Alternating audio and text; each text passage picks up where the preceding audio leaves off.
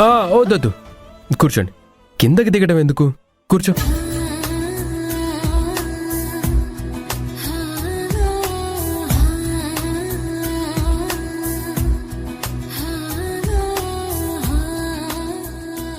Sorry Rahul గారు, నేను మిమ్మల్ని చాలా ఇబ్బంది పెట్టేస్తున్నాను కదా. ఈ ఒక్క మాట చాలు నన్ను పరాయివాళ్లాగా చూసి 10,000 కిలోమీటర్ల దూరంగా విసిరి పడేయడానికి. నువ్వు నాకిచ్చే విలువ ఇదేనా? అయ్యో అలా కాదు రాహుల్ గారు, మీరు నా కోసం ఎంతో సేవ చేస్తున్నారు, మీ టైం వేస్ట్ చేసుకుంటున్నారు. అందుకే నాకు కొంచెం ఇబ్బందిగా ఉంది. కష్టంలో ఉన్నప్పుడు కంటికి రెప్పలా ఎవరు చూసుకుంటారు? కావాల్సిన వాళ్లే చూసుకుంటారు. కావాల్సిన వాళ్ళు ఇలా చేసేదానికి సేవ అనే పేరు పెట్టరు. ఇలా చేయడం వల్ల టైం వేస్ట్ అయిపోతుందని అనుకోరు. అది కాదు రాహుల్ గారు. నందనా, నీకు అవసరమైనప్పుడు నీకు నేను అందుబాటులో ఉన్నాను. అది నాకు చాలా సంతోషాన్నే ఇస్తుంది.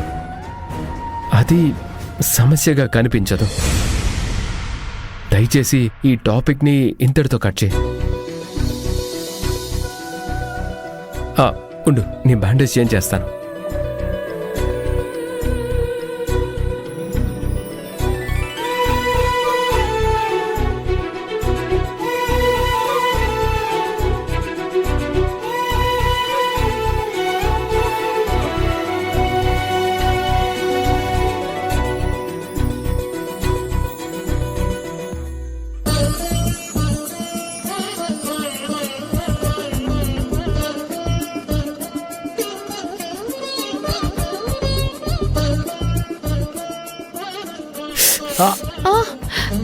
పట్టుకో అభి.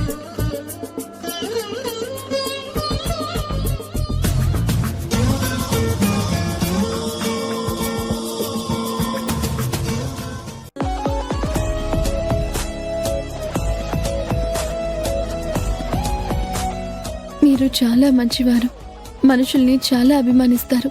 కానీ అభిగా ఉండి ఆ అభిమానాన్ని అందుకోలేకపోయాను.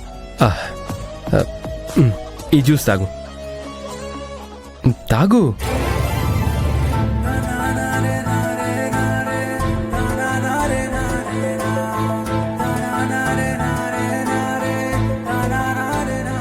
యా, కమాన్, తాగు.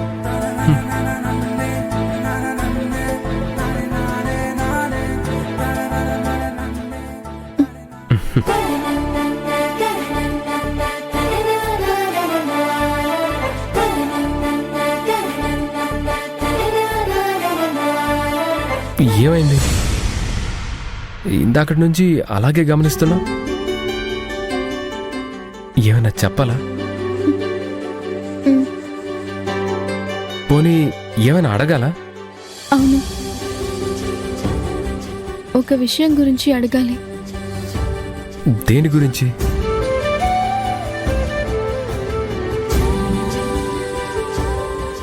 నేను అడిగాక మీరు కోపడతారేమో. నేను కోపడే విషయం అడుగుదాం అనుకుంటున్నావా? మీకు కోపం తెప్పించాలని కాదు, నేను ఒక క్లారిటీ తెచ్చుకోవడానికి. సరే, దేని గురించి నీకు క్లారిటీ కావాలో అడుగు. అడగాలనే ఉంది, అభి గురించి అడగాలనుంది. ఏ తప్పు చేయని అభికి ఎందుకంత శిక్ష వేశారో అని అడగాలనుంది. నందన, ఏదో అడుగుతానని ఏమీ అడగకుండా అలా ఆలోచనలో మునిగిపోయావేంటి? అది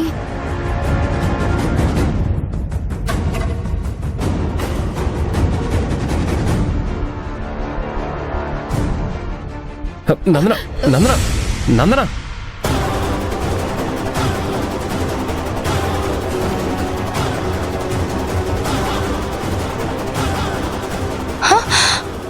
అబ్బో, రాహుల్కి నందనకి మధ్య దూరం బాగానే తగ్గుతోంది, దగ్గరతనం బాగానే పెరుక్కొస్తోంది. ఈ చనువు ఇంకా ఎన్ని చిత్ర విచిత్రమైన మార్పులు తీసుకురాబోతుందో.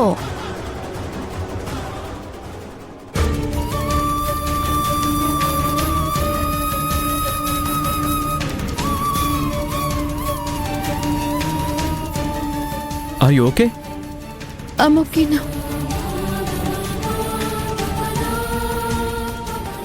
ఇంతకీ ఇందాక దేని గురించి అడగాలన్నా? దేని గురించి అడగాలనుకుంటున్నావు?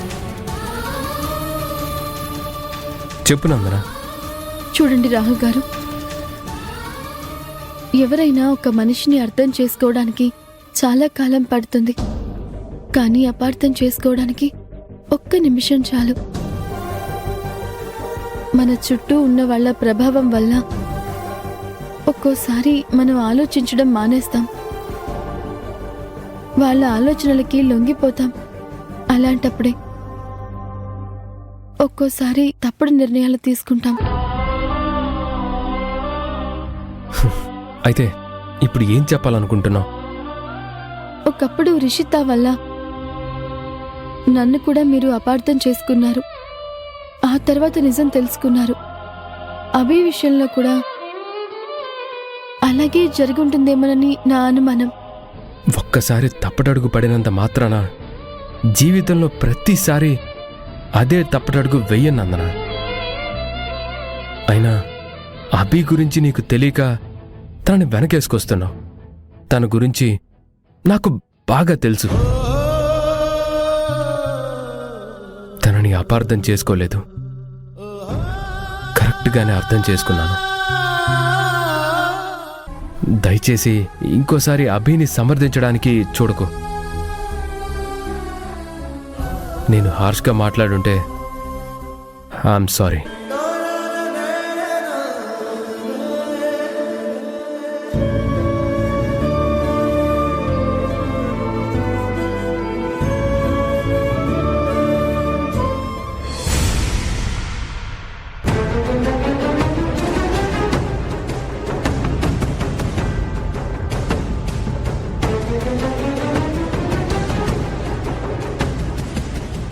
హాయ్ రేంద్రి.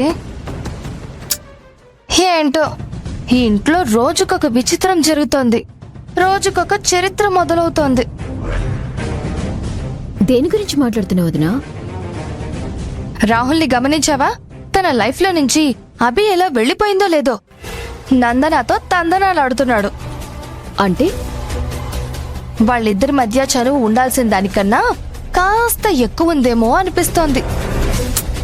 వాళ్ళిద్దరూ ఫ్రెండ్సే కదా, ఆ మాత్రం చనువు ఉంటుందిగా. ఆ చనువు స్నేహాన్ని దాటి ఇంకెక్కడికో దారి తీస్తుంది అని. ఇంకెక్కడికో అంటే ఎక్కడికంటావు? అబ్బా ఐరేంద్రి, నీకు ప్రతిదీ అరటిపండు తొక్క ఒలిచి నోట్లో పెట్టినట్టు చెప్పాలా ఏంటి? రాహుల్ నందన దగ్గరవుతున్నారు. వాళ్ళ మధ్య ప్రేమ లాంటిది చిగురిస్తే నందనాని రాహుల్ పెళ్లి చేసుకుందాము అనుకుంటే అంత దూరం వెళ్ళదేమో అని నా అభిప్రాయం. ఏమో, ఎవరికి తెలుసు? నందన రాహుల్ అనే పుస్తకంలో మొదటి పేజీ చదివేసి చివరి పేజీ అంచనా వేయకమ్మా. మధ్య మధ్యలో ఏ పేజీలో ఏ మలుపులొస్తాయో ఎవరికి తెలుసు?